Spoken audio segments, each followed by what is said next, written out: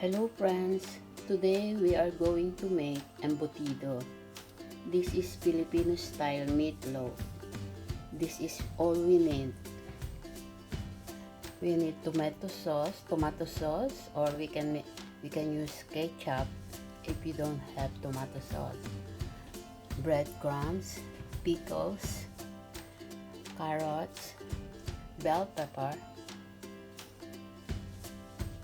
minced pork, aluminum foil, eggs, raisins, onion,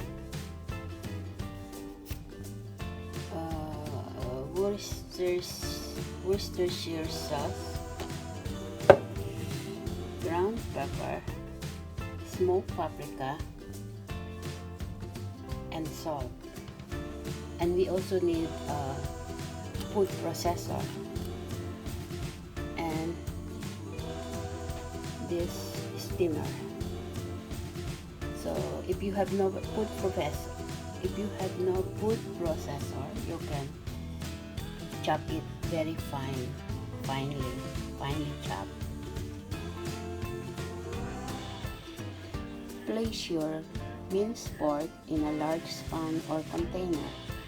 Add 3 eggs and a cup of breadcrumbs. Then mix well. My minced pork is 1 kilo. Now I put ground carrots, bell peppers, onion, pickle relish. Then I will mix it well. I also use food processor to grind the vegetables.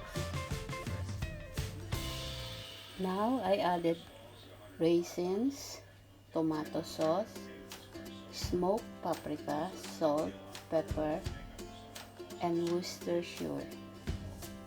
Then we have to mix it well again.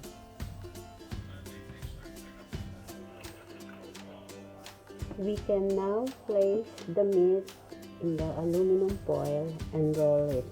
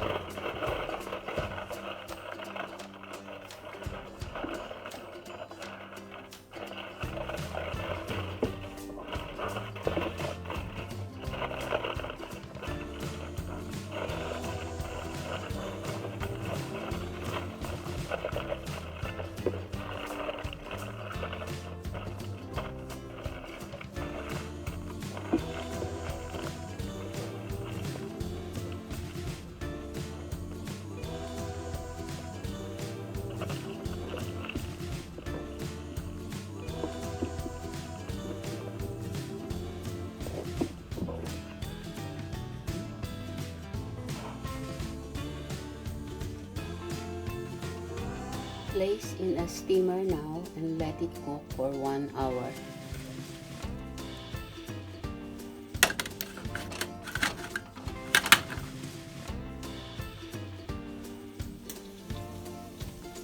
It's cooked now. That's it.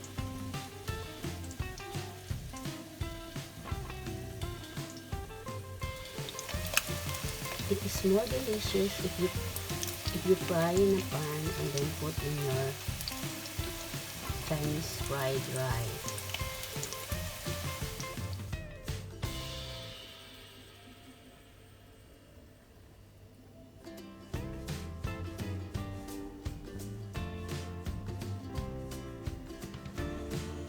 Delicious.